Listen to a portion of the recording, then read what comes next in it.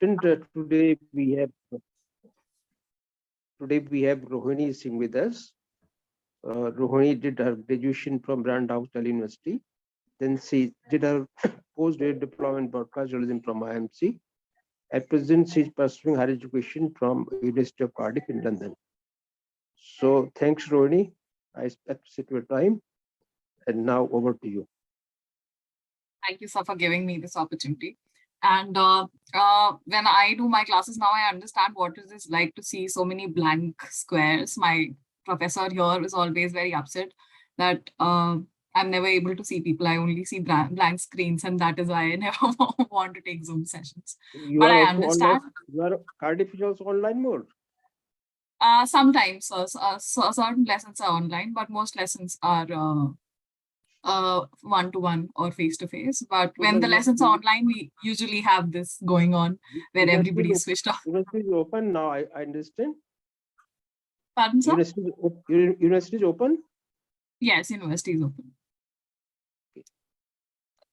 Here, the social distancing norms have eased quite a bit. So people are meeting each other and we are allowed to go to classes. Last year, it was not like this, but this year it has changed considerably. So we are having face-to-face classes. Rohini is pursuing her course in international journalism, and today she will be discussing concepts of multimedia journalism. So Rohini, you can start your session now. Yes. Okay. Before I start, there's just one thing that I want to tell you. I am not a teacher. I am a student like you. So don't treat me as a teacher. Don't call me ma'am. Call me Rohini if you have any questions. And treat me as a senior probably. I am not teaching you today. I'm just sharing the knowledge that I have and the things that I've learned. So, so can I start sharing screen now? Yes, sure. Okay. Right.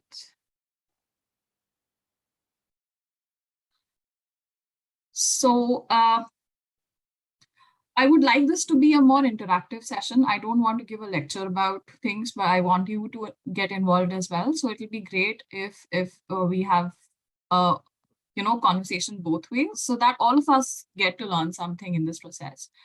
I would start with a very simple question. How do you like to tell a story? When you tell a story, what do you do? Like, do you like writing a story? Do you want to tell a story through the medium of photographs? Do you like telling a story through the medium of video? Or do you want somebody to narrate it to you on radio? What do you like?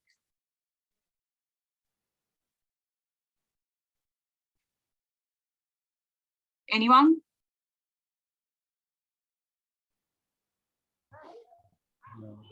Writing. Ma'am, could you repeat?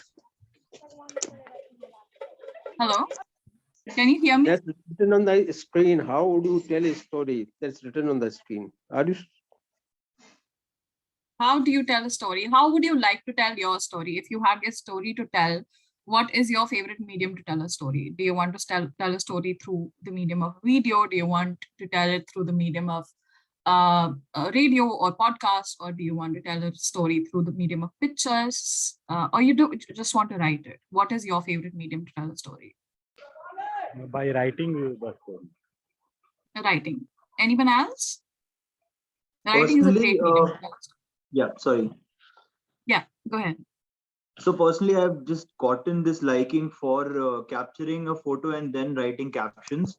So as we're getting used to Instagram, so a photo anyway says 1,000 words, but what if what is it that you use creative words and then hashtags to reach a larger audience, and those hashtags also become your captions in a way. So I like experimenting with hashtags while I'm writing a caption. So personally, that's, although ironically I've been a documentary filmmaker, but now I'm switching to communicating through a combination of pictures and captions.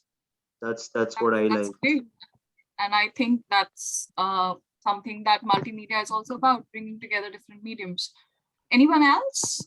How do you like to tell your story? Yeah, hi Rohini. I think same with me also. I would also like to convey my story with the content supporting by a pictures related to the content. And of course, the second thing is you can say a short video, maybe just to 1 minute or 2 minutes, because I think that is also very impactful medium. People, learn and watch very quickly and they can understand, okay, what is there. So I think both the ways I also prefer. That's great. And Yeah, this is how, yeah, go ahead, Ravika. yes, ma'am. This is like depending on the mood. Mostly, I would prefer audio visual, but depending upon how to handle particular issue or sensitive thing or something. So depending upon is it requiring writing, is it requiring a short video or a little explanation more than a short video, like that, depending on the mood, ma'am. Right. And I think what also depends on how you tell a story is what kind of story are you telling people. Are you telling a story which is more visual? Are you telling a story which is, requires the people to connect? So it also kind of depends on the story that you're telling, and it makes relevant the media that you connect it with. Does anyone know what this is? Harry Potter readers?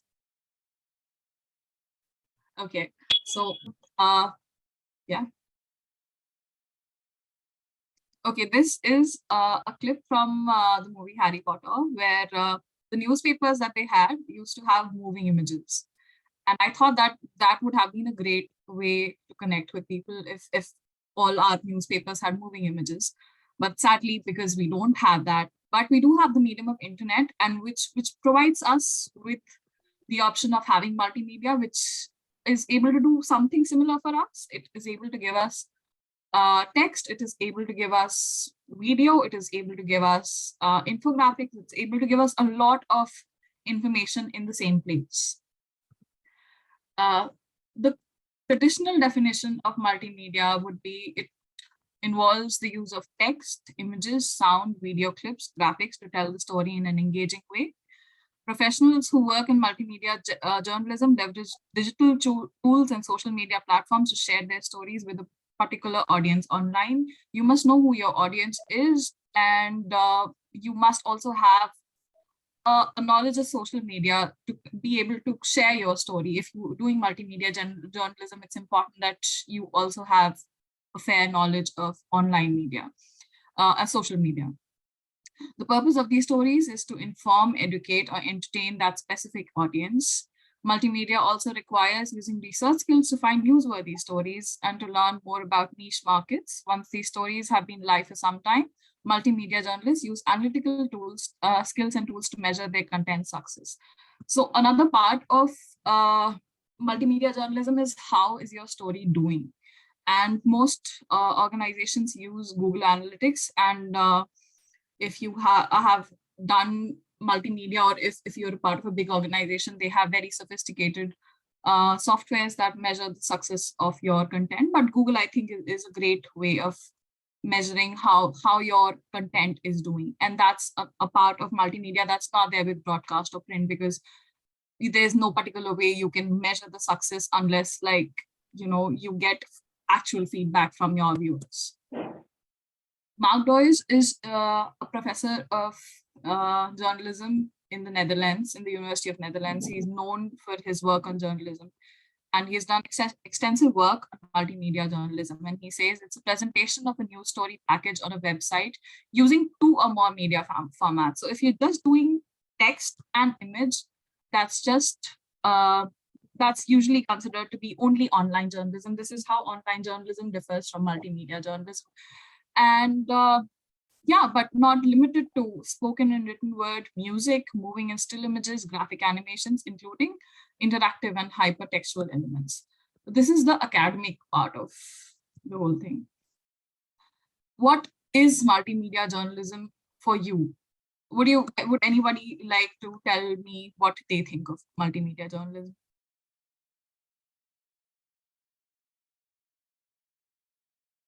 You can raise your hands. You can just unmute yourself and talk. It'll be great if you talk like you would talk to us.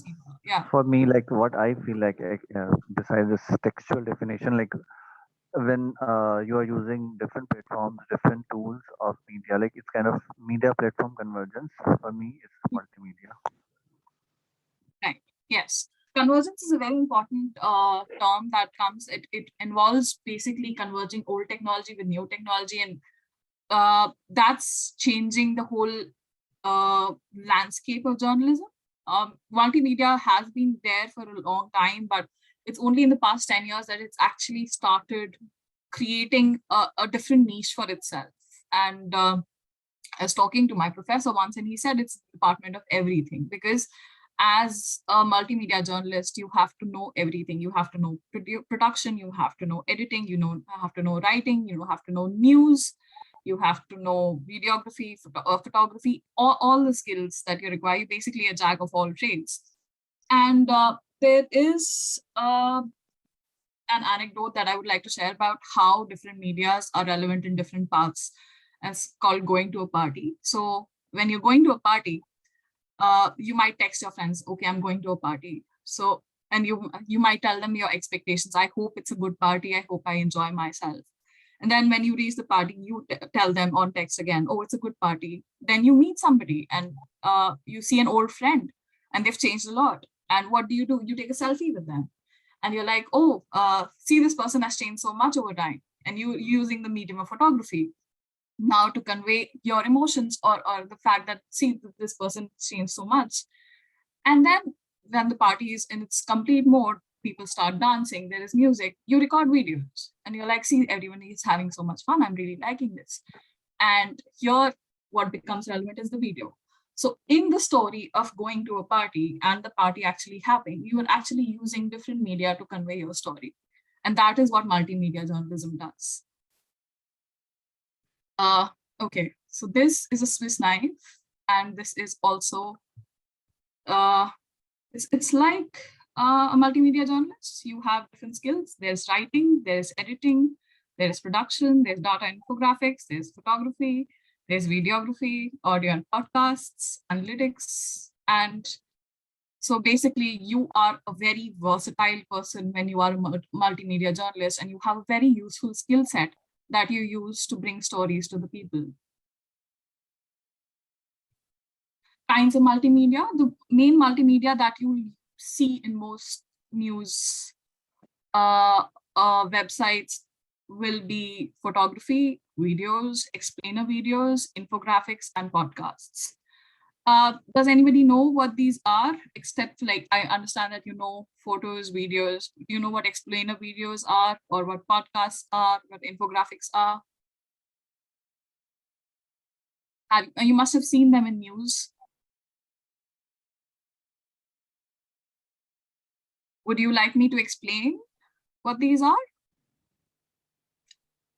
Rohini, I don't know about explainer video, but infographics, yes, this is the you can say this is a graphical presentation of information, which is coming on your screen to understand in a better manner. For example, like I can see the human infographics. So it is not always, people don't have time to read the long reports. So that information can be presented in a infographics manner, which I can see on the screen. And podcast is something where we invite a resource person, or maybe some celebrity or something, and we discuss with them. So this I know. Okay. Anybody else? Explainer video, I guess, is like to tell someone know-how of things, or like you can say, like if you are presenting kind of a difficult Subject, yes. Okay, yes. So basically what explainer videos are when you have a topic that you're talking about, and you are maybe talking about a crisis or something that your viewer doesn't know about. You can have an explainer video in your news to tell them what the issue is really about. And what are you talking, if you're talking about a crisis between India and Pakistan, about the Siachen Glacier, and most people don't know what the conflict is about. So you can have a small explainer video where you can explain what the conflict is about, and what right now you're talking about the fact that, okay, India has pushed back Pakistan in this particular situation. But if your audience don't know what the conflict is about, you will lose them. So an explainer video in such a situation will help you. It gives you the A to Z of what the situation is, a complete whole knowledge of the situation. And if you add it to your text, it becomes boring. But if you add it to a video, because of the visual medium, it connects to you better and you understand it better. Infographics, as Deepthi said, is a way of giving you knowledge through graphs, and graphs should be relevant. They should tell you the story, the gist of the story, and they should tell you what really matters. And I'll discuss this further in the slide about how many types of infographics there are and how they convey different things differently. Podcast, again, as Deepthi said, is something that it's different from radio. It's more like, and there are various kinds of podcasts. There are journalistic podcasts, there are informal podcasts, there are entertainment podcasts. It can be a conversation, it can be one person's reflection, it can be something like even comedy series have podcasts, or somebody can talk about the things that, like, there is a very nice podcast called Ologies, where they talk about different things, like, from A to Z of things. They'll talk about like hagfishes and environment, and they'll just tell you the different kind of studies they are, and they're great to listen to. And they can be also personal stories, which can actually create that emotive pull in a story that can actually bring your reader to the story. Does anybody know about snowfall? Okay, let me just play it. So New York Times in 2012 published this story, and this is known as the story that brought multimedia journalism to the fore. If you'll just see, this is called parallax sliding, where you see the story is going and you will have a lot of multimedia on it.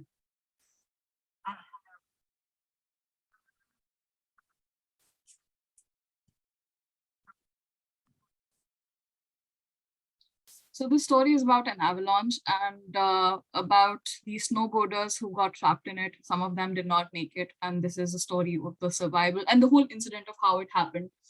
And this particular Rohini, I'm story. sorry. I don't know if it's just me, but I think only one part of your screen was shared, not the whole window. So I didn't get to see what you played there. Not sure it was just me. Is it a problem with everybody? Are you not able to see? Yes. I mean, I can see your screen right now, which has snowfall written, but when you played something, I guess you clicked on the link and played something. So that Okay. didn't come through. Correct. Same. I don't know. It's a part of the screen itself. I mean, I'm not playing it separately. If you want, I'll send the link on the chat so that you can play it yourselves. If you want that. Yeah. That. Okay, that wait. is- Let me do So- that.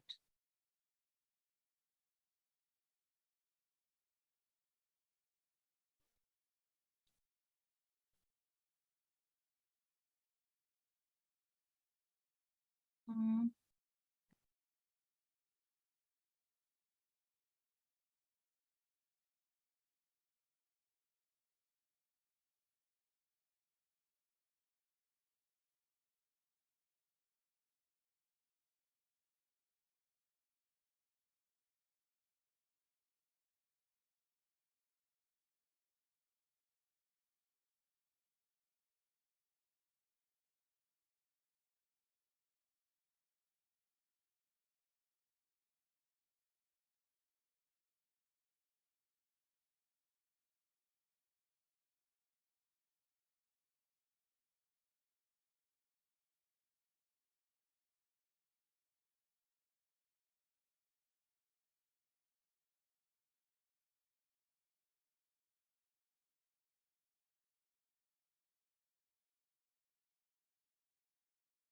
So I am sharing again, and you can see on your personal screens if you want to.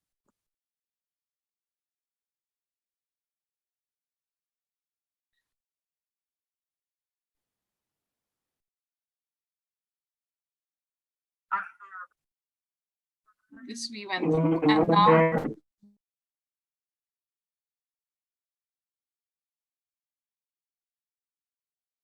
so this was exceptional in the time when it was launched. There was nothing like it on with respect to multimedia. You can see the whole terrain of the mountain of where it was happening, and how we see how the text is sliding over the multimedia, and then you have these small snippets of what was happening. You have videos, you have a lot of graphics, and it just gives you the whole picture of what was happening. This gives, see, if you can see the hurricane that was happening and how it was passing and what caused the avalanche. So this was something that was so iconic in the way that it was made, that it won the Pulitzer Prize in 2013, and it was lauded as having redefined the journalistic practice. A huge team of journalists made this particular piece, and what is called pretty sliding, the parallax sliding, where your multimedia, your words basically slide over your multimedia. I think it's even rare to see this kind of work even today. And this got famous to the extent that in the first week it had almost like 3 million viewers, and it became a verb to snowfall a story. Started being called as something like, you know, if you're using multimedia for a story, you say, oh, I'm going to snowfall the story. That is how popular and defining it became as a multimedia piece. And Catherine Spangler, who was a video journalist who worked on it, said the team often asked whether a video or a piece of audio was adding value to the project. Having a tight edit that slowly built the tension of the narrative was an overall goal. And this is something that everybody, if you want to be a multimedia journalist, you must always keep in mind that the multimedia that you use must always and always add value to the project. Do not add it for the sake of it.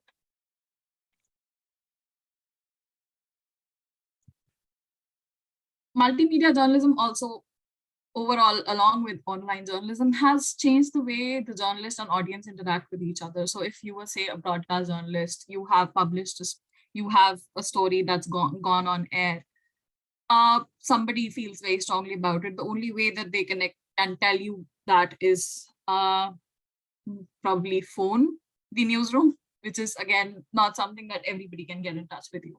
If you're a print journalist and you publish a story and you have somebody, an audience or a viewer who wants to interact with you, they can write letters to the editor. But in online journalism, in multimedia journalism, what has changed is the connect of the audience to their journalist. And now that you publish a story, if you publish an online story, if you publish a multimedia story, people can comment on it and people can send you mails and tell you how they feel about it. It also has a downside for sure, because there are trolls everywhere. There people can send you hateful messages, but it also provides a great platform to share, where the journalist actually comes to know what his or her viewers are actually thinking.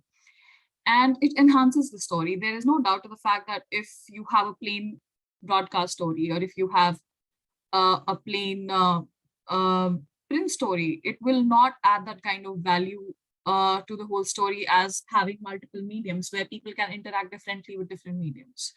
And it's not only for regular audience, it is also for audience that are oral learners. If you don't know oral learners, oral learners are those people who learn more through the medium of visuals or through the medium of hearing. So there are a lot of people who do not read well, but who might, and who take time to learn, people who are neurodivergent, who might take time to see and absorb the video or the graphics and understand what the story is about. They might be interested in the story, but broadcast is very short on time. It'll give you the story and it's over. Not in like the 24/7 format where you get to see the video over and over again. But usually I'm talking is broadcast has a paucity of time, and print just with photos does not give you that kind of experience. And multimedia brings both of these together to make your learning experience overall very wholesome. And yes, the viewer gets to choose the medium that they're most comfortable with. So you might read the story and then you'll be like, oh, I want to see what's in the video. Or what is this graph saying? I want to learn more about this. And that just enhances and broadens the scope of your story, which is it's the best of everything. It brings the element of broadcast, it brings the element of print, it brings the element of radio, everything together. So sir, can we have breakout rooms? Subhasa? Yes, Okay. ma'am. Yes, ma'am. Can we have breakout rooms?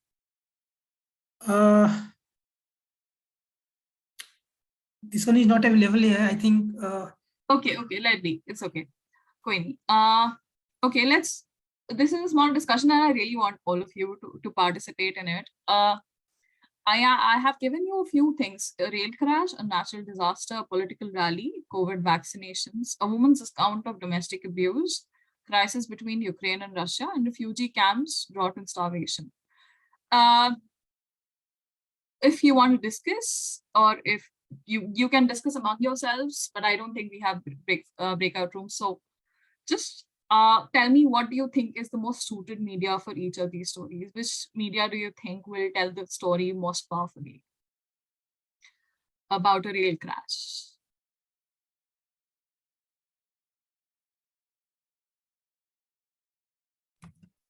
It's ma'am, video visuals or video story, you can say that. Right. But video, okay, yes, you will not have the video of how the crash is happening, but you will have the video of the aftermath. And the photography also helps in that kind of this thing. You can have visuals of what the wreck looks Yes, like. ma'am. Yes. Yes. Natural disasters, say the one that we just saw, avalanche or something like that. If there's a flash flood or some kind of earthquake, what do you think is the best way to convey that story?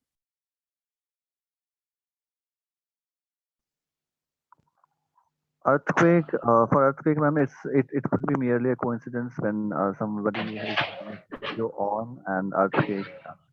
Otherwise, like aftermath is also you can send through a video. And in COVID vaccine, Thank you. crisis, Hello. in that case, there will be Hello. in a video. Terry?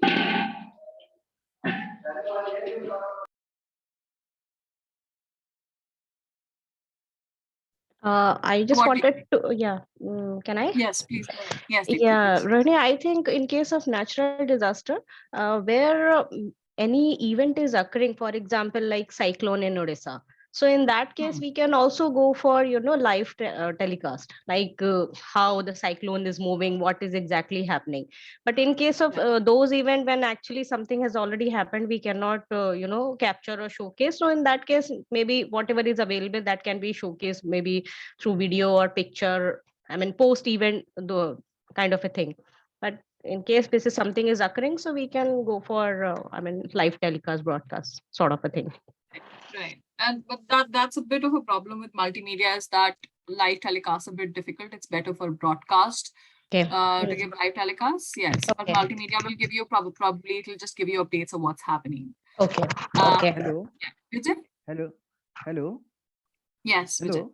Ma'am. Yes, Vijay. Ma'am, for crisis between Ukraine and Russia, and second one, refugee camps and drought and starvation. For these two, we can use podcast. I think podcast that will be good for these two things, because these things needed attention and group discussion. So I think podcast will be good for these two things. It's my opinion. Okay. Oh, thank you, ma'am. Thank you. Makes sense. Okay. And what do you think about women's account of domestic abuse? If a woman is talking about how she has been through maybe because during COVID the incidence of domestic abuse increased. What do you think is the best medium to tell her story? Okay, we might write the story, but what if you have to use a multimedia? What multimedia can you use? I mean, of course, there's the issue of anonymity, and if she wants to reveal herself, but I would again go back to my favorite medium, which is a documentary, because that plays with audio also to enhance the emotion, and also because it is a first-hand account, and you want to see the character, like the person themselves, telling the story gives authenticity to the story instead of being written by someone and saying that she said. When you say that she herself is speaking, I think it would be again, and also I think a podcast, as a person speaking on a podcast.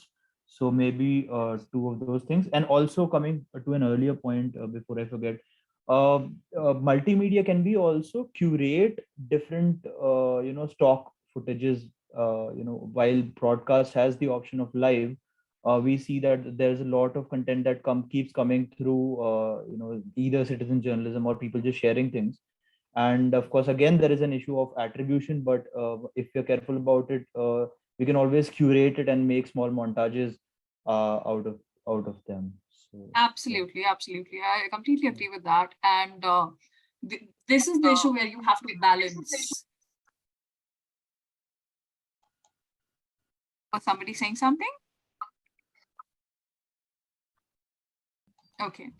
What about COVID vaccinations? COVID vaccinations going up. Ma'am, COVID vaccination, for COVID vaccination, we can try a radio medium, because because of मतलब अगर rural area में ज्यादा से ज्यादा vaccination को बढ़ाने के लिए we can use the radio format. It's my Makes opinion. sense. No, Or I an agree. infographic, maybe an Infographic, infographic too. yes. Yeah. Infographic is great for if we have a more mainstream audience, and infographic is the best way to show whether the cases of vaccination are increasing or decreasing. And that makes for so basically this is the conversation that we need to have when you will be working in newsrooms. This is a conversation that will keep coming up of what is the best way to tell your story. And you shouldn't be using multimedia just because it's available to you. So I'm giving you some examples of use of multimedia. Here we see COVID vaccinations, of how many people have been vaccinated in Wales. I'm taking example of Wales because I'm studying in Cardiff. So don't come at me and be like I'm using all foreign media sources. I am just getting the best out there for you. So as you can see, now you have a map which is telling you what place in Wales has what kind Again, of Rohini, your vaccination. screen is just like the first part of your screen is visible. We are not able to see the next tab that you're opening. Could you unshare and then share it in a way that the whole window is Wait. shared? Yes, I'll try that. Wait.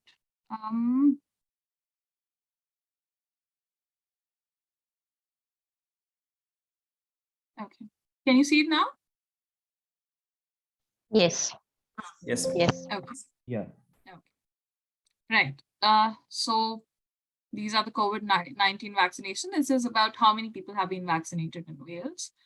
And this is to me, it's a good, some of these infographics are great, but I think that there has been an overload of infographics in this particular article. As I'll move forward, I'll show you. So it just shows you the different kinds of vaccination rates that are there, is where how much has been who has been vaccinated. Then you have this infographic of first doses, second doses, and booster third doses, about how you can see the third doses, the amount of third doses has increased because people are becoming more aware. And then this is a comparison of booster take-ups, and you see Wales in green and booster jabs. And so basically you see there is a lot of infographic in this picture. While it can help certain people, because they might not have to read the story at all. They'll just look at the infographics and they'll understand what the story is trying to say. But I personally, according to me, I think there's a bit of too much of infographic. What do you think? Do you think the infographic is just about right, or do you think it's a bit too much? In their defense, I would say that the story is such where it's mostly seems like number crunching and you want to know exactly what is happening. So this is basically a quantitative study of how things are flowing there. So I don't know. I mean, I am sure that they have also written a lot of things below and above what they are saying. Of course, they So have. yeah. Yes. So just in Okay, their so defense, I would say it's that kind of story where it's fine if you're reading you and need a lot. getting those numbers. But if you were a reader, would you go through all these infographics? Would an average reader, or maybe you are interested in infographics, do you think an average reader would go through so many infographics? As an audience, I'd like to say this appeals me that this is something eye catchy that I look at the graphs and that looks interesting to me. Then I'll go through the text, whatever, to get a deeper knowledge about whatever is happening. जो भी Covid के vaccinations के जो भी boosters लग रहे हैं rates हैं but to get a overview उसके लिए I will first look at the graphs then I will go into the text. Fair point. If this works for you, then great. This is something which is a personal opinion rather than me saying in absolutes कि नहीं ये सही है या गलत है. मुझे लगा बहुत सारे graphs हैं because I'm not interested in numbers. But I want to get the basic gist. मुझे इतना like, and I think that's another discussion that we had in our class, that बहुत दिमाग नहीं लगना चाहिए कि क्या ये ग्राफ क्या कह रहा है exactly. आप एक बार देखिए ना आपको समझ में आ जाए कि हाँ ये पर्टिकुलर ग्राफ या ये पर्टिकुलर इन्फोग्राफिक क्या बताना चाह रहा है. That you should come to know. Okay. And then let's look at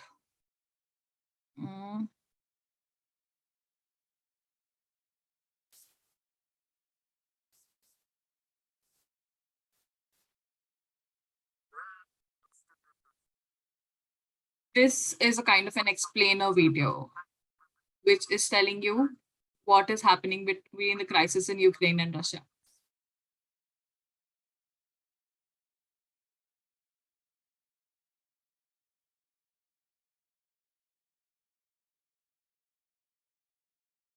I'm not going to play the whole thing. I'm just giving you a gist of it. Like, this is how explainer videos operate. So if you are reporting on the crisis between Ukraine and Russia, you can use an explainer video to tell how is this particular conflict panning out? What is this conflict about? What are people doing? And through the medium of visuals and maps and a voiceover, you can explain it very nicely to your audience about what the issue is about. And then your story can further elaborate on what the developments are. We have another animation, which talks about sustainable drainage.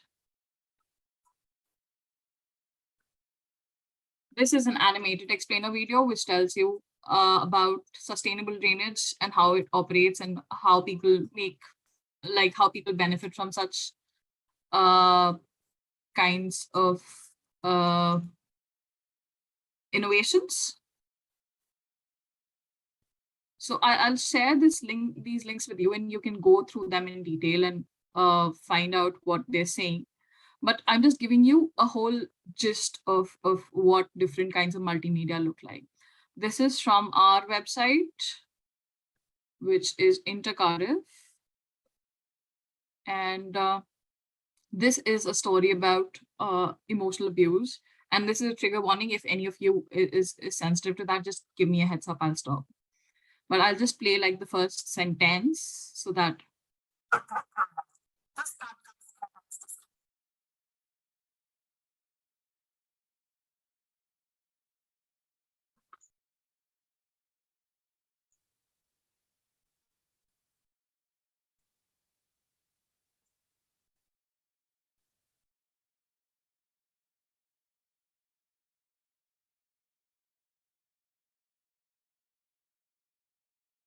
So in her voice, you can hear the pain that she's already going. That makes your story very strong because you just immediately connected to the person whose story is being told. She's telling you the story herself.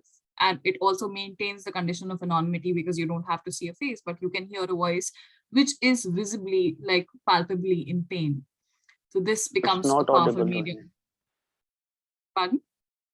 The audio played, it was not audible. Oh, okay. We're not getting the audio. How do I share audio? Okay.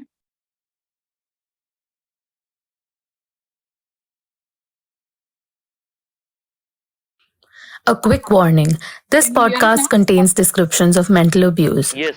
Yes, now we can. But this particular part of my story is something that I still haven't fully been able to properly get in touch with. But it is a part of the story, and it's a part that I'm working on to healing. Can you hear it now? Can you understand how the pain in her voice is palpable? Yes, yes. Yes. So this is how you connect your reader to the story immediately, because they are drawn in by the pain is so strong in her voice that you understand that, oh, this is a serious thing, and this person is telling their own story, that there is an instant emotional connect that happens in the story.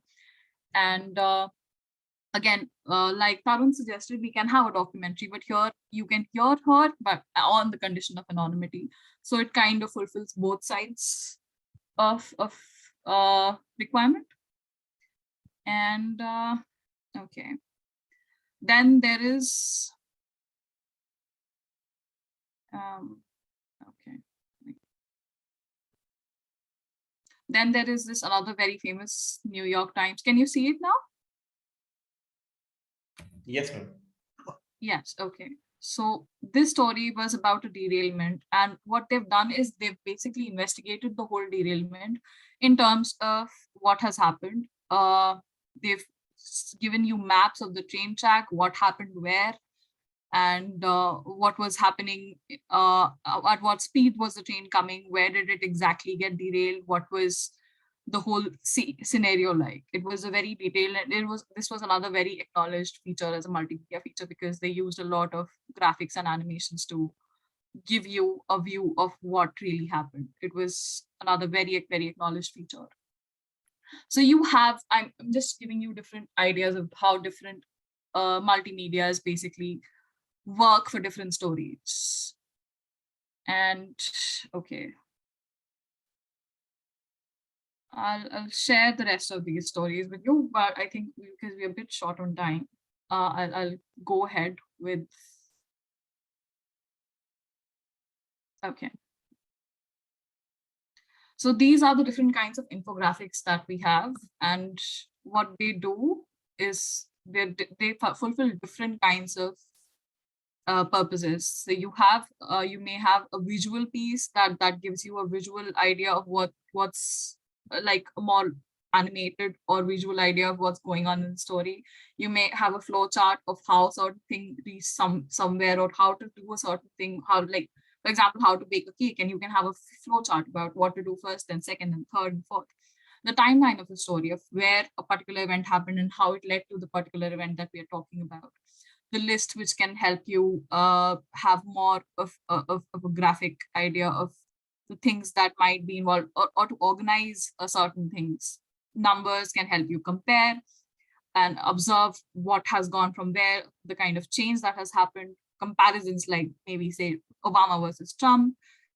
All of these maps and data, they give you an idea, they give you a spatial idea of what's happening. They make your concept clear about what your story is trying to indicate. It can inform you, it can give you a comparison between two things, it can make you see the change that has happened, it can help you organize the data that has been given to you, and it can also give you an idea of the relationships of different aspects that we are talking about in the news.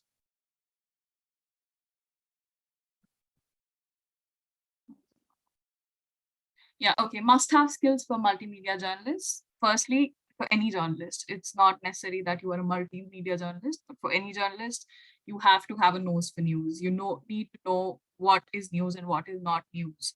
Man biting dog is news, dog biting man is not news. Writing skills, definitely you need to have. Multimedia is basically, it rests on the basis of text in most cases. So you must have good writing skills, organization and discipline. If you have to deliver so many mediums, more than 2 mediums in one story, you have to organize, you have to know where are you going to source your story from, what aspects are you going to use, what is the news angle that you're going to talk about. And so you have to be very organized. You have to have a technical knowledges of if you're doing photography or videography, podcasts, whatever you're doing, you have to have the technical knowledge of that. You have to have the knowledge of software of how to edit your podcasts or how to edit your videos and how to upload them. You have to have a time management skill because you have a deadline to meet. Your story has to stay relevant within that time frame. If you spend a week editing a podcast and the story fails to become relevant to anybody, everybody else has covered it. So what would be the point? Social media, you need to be social media savvy so that your story can reach the maximum amount of people. You need to be creative in the way you use your multimedia. And last but not the least, you have to understand who your reader is and if your story makes sense to them. What do you need for being a good multimedia journalist? You need the right gear. You need cameras and video cameras. Most cases, most multimedia journalists would carry a DSLR because it's multi-purpose. It can make good videos as well. You need a microphone to record the sources that you have. You need a laptop with the right software so that you can edit your videos on the go, mostly because you're short on time. Drones and GoPros are not very common with a lot of multimedia journalists, but I think they actually broaden the scope of how you access your news. I mean, as a journalist, how do you make news? So if you're taking a video of deforestation going on somewhere, if you have a drone view of the same thing, you'll be able to see, oh, this much area has been already been cleared. It will give you your viewer a very clear idea. GoPros can give you an idea of a point of view. So if you have probably, you're taking part in something where you want to show the viewer the point of view that you have, a GoPro is a great idea in that kind of situation. Again, you have to have your sense of news and you have to have the drive to do this because it's a challenging task to bring so many media together. Important things to keep in mind. You have to know your viewer. I cannot stress more on that and how important it is to understand who your viewer is and what do they want. And mostly what we do in our classes, we create an archetype of our readers. So basically, we have like 2 or 3 archetypes where you have a face on the person. And this is also done in a lot of organizations where like magazines and this, where they have an archetype. Okay, this is my reader. His name is Sumit. And Sumit likes to cycle on the weekends. Sumit likes news. Sumit is interested in environment. What can we do for Sumit? So this is how you create archetypes. And then you think, whenever you think about your news, you think about them. You have to make your viewer feel like they're part of the story, that this story has been written for them. You have to hold their attention and make them curious about your story. The 2 most important questions that you always have to face while making a story is why now? Why are we reporting this now? What is your news hook? And so what? Why do I have to care about this story? This is very important when you write your story. But in order to make your story accessible to people, or in order to get more clicks on your story, the quality of your journalism should not suffer in any of these cases. Your story should always be able to answer the 5-6 fundamental questions that you have of who, what, when, where, and how, why and how. If it's your story, no matter what the kind of multimedia that you're using, if your story is not answering this question, it is redundant. So in order to sensationalize the story or bring more viewers in, do not forget to answer these questions. And using multimedia also doesn't mean that you complicate the story, that if you are adding too many graphs, if you're adding too many videos in it, your user will get overwhelmed. They will not know what to approach, and they will probably not understand the different angles that you're bringing into the story. You have to make it more accessible, and you must always be simple and lucid enough कि 10 साल के बच्चे से लेके आपकी दादी तक सबको ये स्टोरी समझ में आनी चाहिए कि आप कहना क्या चाहते हैं. You must always write your news in a way that people of all sorts can understand. Anybody who can read the story can understand the story. News is people. So it's like democracy. It's news by the people, of the people, for the people.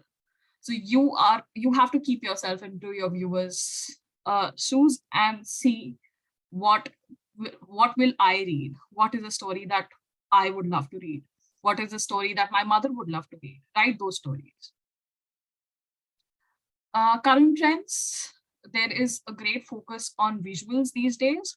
So you'll find a lot of photo essays, you'll find a lot of visuals in most stories, and it provides us kind of a forum for more engagement.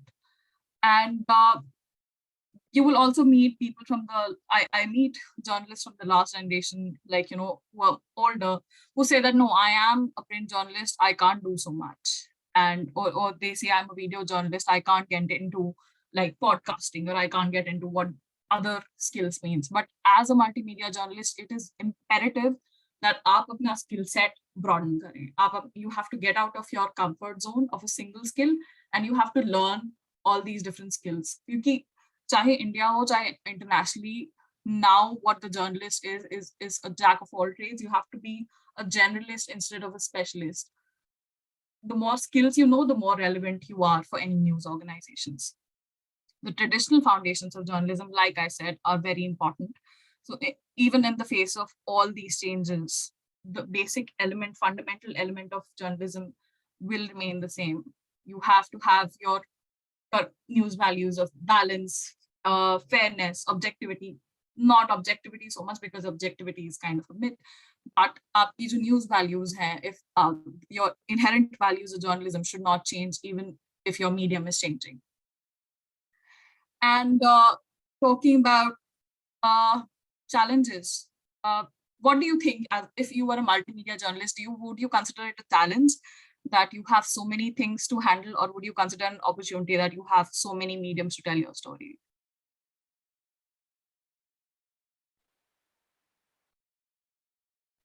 Of course, this is an opportunity. Like every story needs a different type of क्या कहते हैं उसे कि treatment चाहिए होता है every story whatever story we are doing हमारे target audience के हिसाब से कि who is reading and what is the story, इस पे हमारा वो मीडियम भी डिपेंड करता है, वो उसका ट्रीटमेंट भी डिपेंड करता है. तो जिस तरह से हमारा ट्रीटमेंट होगा उस तरह से वी विल यूज द जितने सारे मीडियम एंड टूल्स को उस तरह से यूज कर सकते हैं. So we have lot of opportunities कि प्रिंट के लिए जा रहा है तो we can do this. Digital पे we have like too many social medias and news websites. तो even different social medias के लिए हमारा different approach, different treatment होता है, different tools हम use करते हैं. So it's like an opportunity कि you have a handful of tools. तो आपको कौन सा use करना है, that you will be able to communicate with the readers. जो आप whatever you want to जो deliver करना चाहते हो, you are able to deliver to the readers what they want to read or you want them to read. Absolutely, excellent. And does anybody else have anything to say? What do you think? Do you think it's too hard to deal with so many mediums, or do you agree with Sharik that this is actually an opportunity of you being able to tell the story in whatever medium you choose? Ma'am, and I'm going by an old maxim कि वो बहुत बार सही भी होती है और कभी कभी नहीं भी होती, कि बहुत सारे ऑप्शंस दिमाग खराब करते हैं ma'am. Exactly. So it depends on you, and also you have the option कि आपको multimedia journalist बनना है कि नहीं है. तो अभी आप लोग either आप students हैं, या फिर अगर आप सोच रहे हैं अभी कि आपको कौन सी journalism की field में जाना है, कौन सी pathway choose करनी है, do you want broadcast or do you want print or do you want multimedia? So I'm just giving you a broad idea of what multimedia will look like for you, and if this is your cup of tea or not, because it is it can be viewed as a challenge and an opportunity depending on how you think. I would not, like, somebody said it's like looking at a glass half filled or half empty, but I think it's not that. It's a personal point of view. If you think you can do exceptionally well in broadcast, or if you think you do better when you focus on one medium, go with it. It's not wrong to do that. And it is, in any case, it is demanding in terms of the time and resources that you have to put in it. And often what happens is people do not use the right kind of multimedia for the stories, and that botches up the whole story. And people often also, like, जब आप बहुत कोई powerful multimedia use कर रहे होते हो, आप text को use करना भूल जाते हो. Like, people use very weak text and they use a very powerful multimedia. But होता क्या है, when somebody starts reading your story, if they see weak text, they're like, why no, I'm not interested in the story. Why should I read? Why should I go ahead with this multimedia? Because मुझे story पसंद नहीं आई. when you are writing a story for multimedia, make sure that you pay attention to what your text is about. Make sure that your text is also strong. Using too much multimedia, एक ही कहानी में सब कुछ use कर दिया. हमारा पहला project था जब मल्टीमीडिया का, तो हमको सब यूज करने को कहा था. And honestly, I would never read that story again. हमारे लिए था because you had to learn these things. You had to learn how to make an infographic. You have to learn how to make and explain a video. But it's too much information, and it's difficult for anybody to absorb this much information. It might be right for somebody, but most people get overwhelmed because it is a cognitive overload. दूसरी बात क्या होती है, क्या backdrop क्या challenge होता है इसके साथ कि आप टेक्स्ट पढ़े हो, अचानक से एक वीडियो आ गया, तो आपका टेक्स्ट का फ्लो टूट गया. Now you're watching the video, then you again get what video खत्म हो गया, 1 मिनट का video, then you get back to the text, फिर कोई infographic आ गया, फिर आपका टेक्स्ट का फ्लो टूट गया. So that is another disadvantage to multimedia. It interrupts the flow, or it's overstimulation because you're getting so many things that you don't know what to choose. Like Ravikant said, in terms of being a journalist, कि बहुत सारी चीजें दिमाग खराब करती हैं. It can also be from the point of view of the viewer कि बहुत सारी चीजें दिमाग खराब करती हैं and distract करती हैं. So, but the key to staying relevant in multimedia is to find a balance.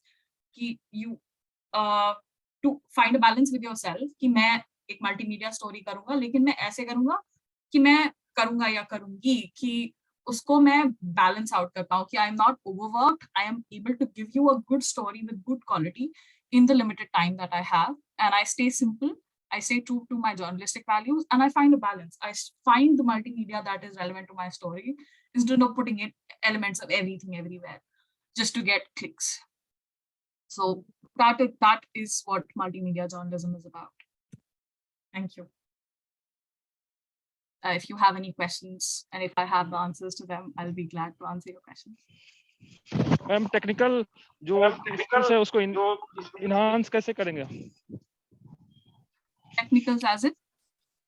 Technical skills को enhance कैसे करेंगे मल्टीमीडिया जर्नलिस्ट बनने के लिए?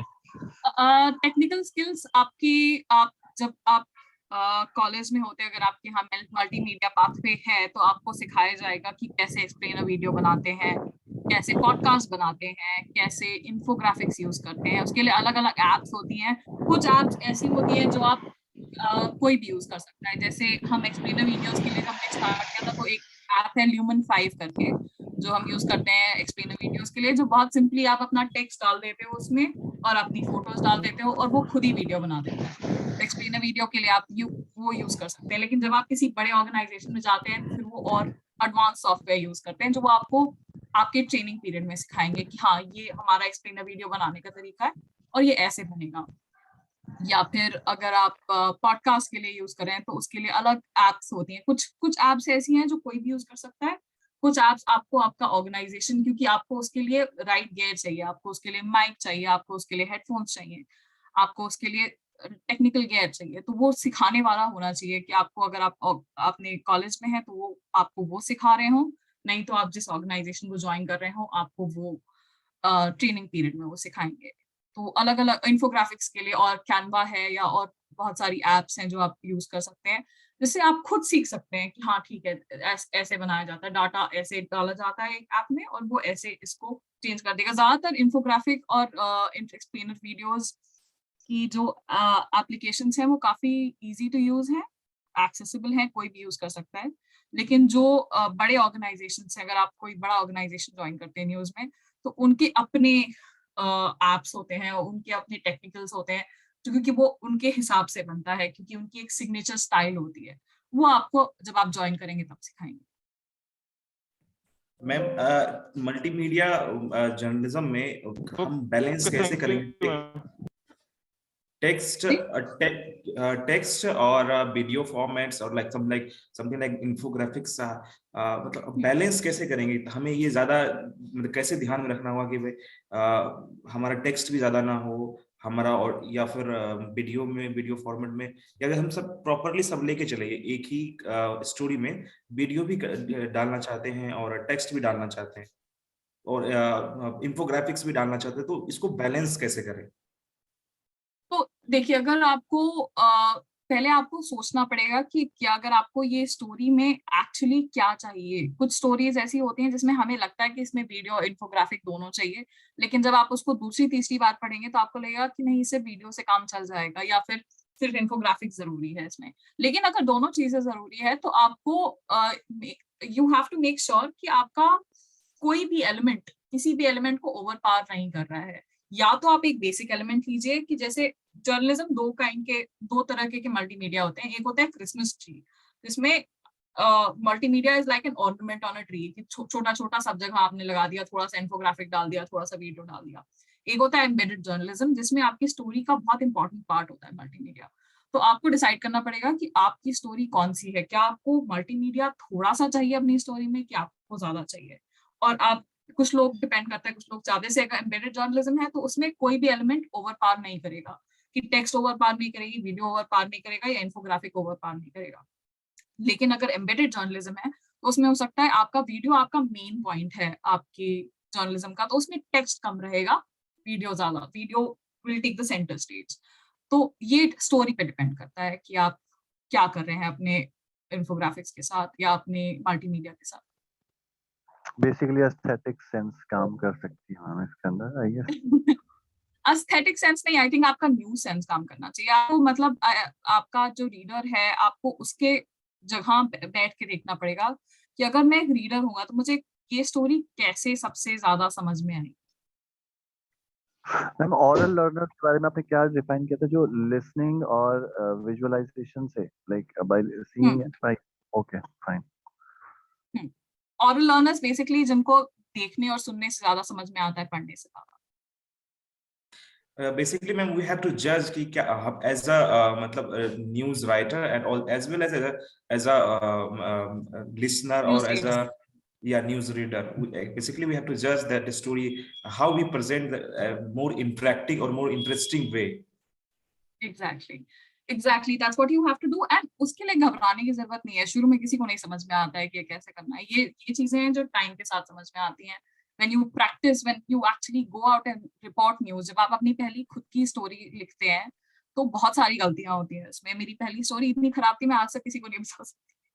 तो होता है कि मतलब आपको शुरू में समझ में नहीं आता है और आपको डर लगता है कि मुझसे शायद ये कभी नहीं होगा, लेकिन ऐसा नहीं है। जब आप प्रैक्टिस करने लगते हो, जब आप उस ग्रूव में चले जाते हो जहाँ आपको लगभग हर हफ्ते कई स्टोरीज रिपोर्ट करनी होगी, तो वो अपने आप वो स्किल आपको समझ में आ जाएगी। कुछ लोगों को बहुत शुरू से ही न्यूज सेंस होता है, कुछ लोगों को न्यूज सेंस इवेंचुअली काम करते करते आता है। तो उसके लिए घबराने की बात नहीं है या सोचने की बात नहीं है कि कैसे मैं ये बैलेंस करूंगा। वो बैलेंस अपने आप समझ में आने लगेगा, डिपेंडिंग आप कौन से ऑर्गेनाइजेशन के साथ काम कर रहे हो, आप उनका बैलेंस अपना लेते हो बेसिकली। अगर आप इंडिपेंडेंट जर्नलिस्ट हो तो आपका अपना स्टाइल है। Ma'am, also that makes us monotonous कि we just have to report the stories. तो क्या इसमें हम वैल्यू ऐड कर सकते हैं? What else we can do in this? या उसके हिसाब से हम वो हो जाते हैं कि ठीक है, we have to do some story. So does that make monotonous also? Like working in an organization, I'm asking. Like if I'm working in an organization, so you told me ना कि when you have to do 5-6 stories in a week or a day, so you just know कि आप लोगों के साथ आप काम करना समझ जाते हो what you have to do. But also that makes us monotonous कि बस you have to complete a story. आपने पैक किया, अपने सारे एलिमेंट्स डाल दिए and you have just delivered the story. तो वहां पे आपकी creativity does it harms your creativity? कि what else you are adding in this?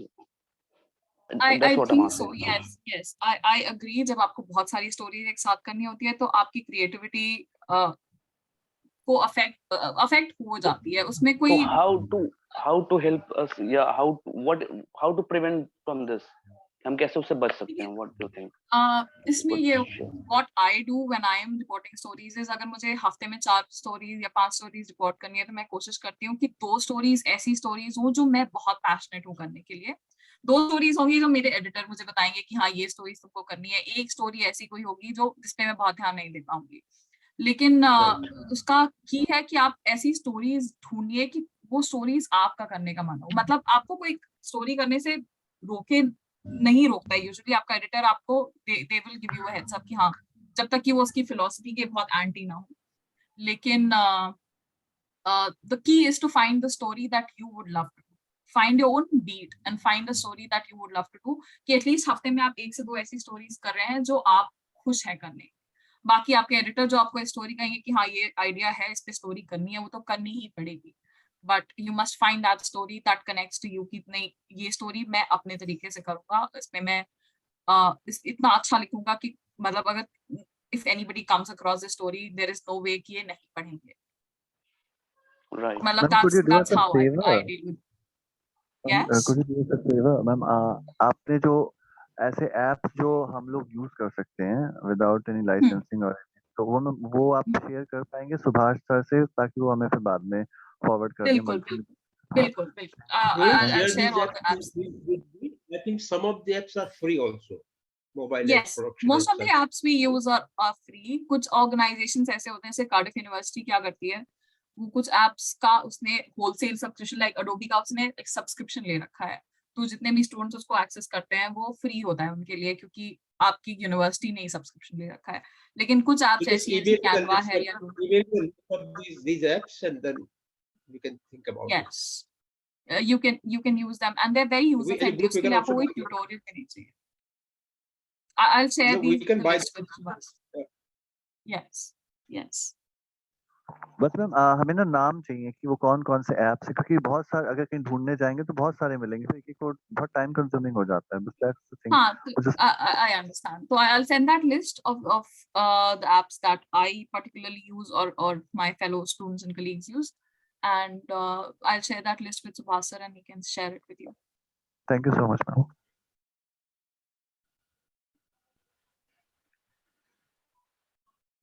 So we conclude, Saket. Any other questions? So Rohini, we can conclude now. Thank you very much for your very insightful, informative and educational presentation.